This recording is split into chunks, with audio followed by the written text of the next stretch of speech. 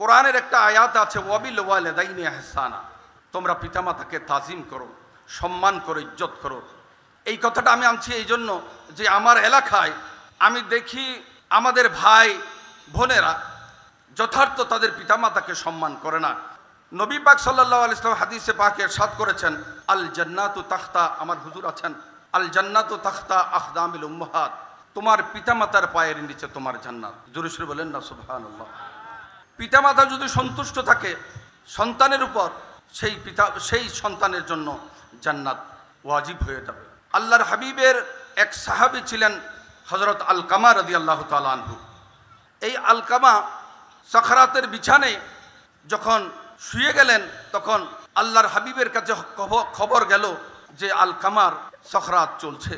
আল্লাহর হাবিব সাহাবীদের ইরশাদ করলেন, তোমরা যাও ওই আলকামাকে কলমা পড়াও। সাহাবীরা গেলেন, আলকামাকে কলমা পড়ানোর জন্য চেষ্টা করতে লাগলেন, কিন্তু আলকামার মুখে দিয়ে, আলকামা রাদিয়াল্লাহু তাআলা আনহুর মুখে দিয়ে কলমা আসছে না। এই খবর সাহাবীরা আল্লাহর হাবিবের সামনে গিয়ে বললেন যে হাবিব, যে হুজুর, যে আলকামাকে কলমা পড়ানোর জন্য অনেক চেষ্টা করেছি, কিন্তু আলকামার মুখে দিয়ে কলমা আসছে না। তখন আল্লাহর হাবিব বললেন যে তার পিতা মাতা কি বেঁচে আছে, ওদেরকে এখানে নিয়ে আসো। বলে যে না, তার পিতা নেই, তার মাতা আছে, তার মাকে এখানে নিয়ে আসো। তখন মাকে আল্লাহর হাবিব বললেন যে এই আপনার ছেলে আলকামা আপনাকে কি কোনোদিন কষ্ট দিয়েছে? তখন আলকামার মা বললেন যে বাবা, এই আলকামা সবসময় নিজের স্ত্রীকে বড় করতেন, আমাকে ছোট করতেন, আমাকে অনেক কষ্ট দিয়েছে, সেই কষ্ট আমি পেয়েছি। তখন হুজুর বললেন, আল্লাহর হাবিব বললেন যে মা, আপনি আপনার ছেলেকে ক্ষমা করে দেন। তখন আলকামার মা, আলকামা রাদিয়াল্লাহু তাআলা আনহুর মা বললেন, নয়, আমি ওকে ক্ষমা করব না, ও আমাকে এমন কষ্ট দিয়েছে, আমি তাকে ক্ষমা করব না।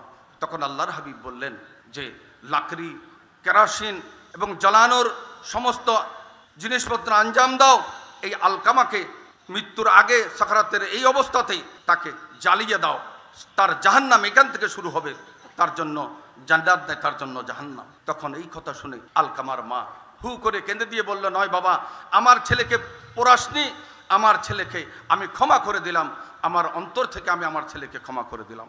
তখন আলকামার মুখ দিয়া কলমা আসলেন, কলমা পরে পরে তিনি মৃত্যুর স্বাদ গ্রহণ করলেন, আল্লাহর জান্নাতে তিনি চলে গেলেন। জোরে সোরে বললেন না সুবহানাল্লাহ। আমি এই কথাটা আমার এলাকার আমার বাব্বাইদেরকে বলছি এই জন্য যে আমার ভাইয়েরা, এখানে ছোট যুবক ভাইরা যারা আছেন, আপনাদেরকে বিশেষ করে এই কথাটা শুনতে হবে। আপনাদেরকে আপনার মা বাবাকে সম্মান করতে হবে, তাজিম করতে হবে, ইজ্জত করতে হবে। সেই ইজ্জত যদি করা হয়, সেই সম্মান যদি করা হয়, তাহলে দুনিয়া আখিরাত আপনার পক্ষে হবে। জোরে সোরে বলেন না সুবহানাল্লাহ।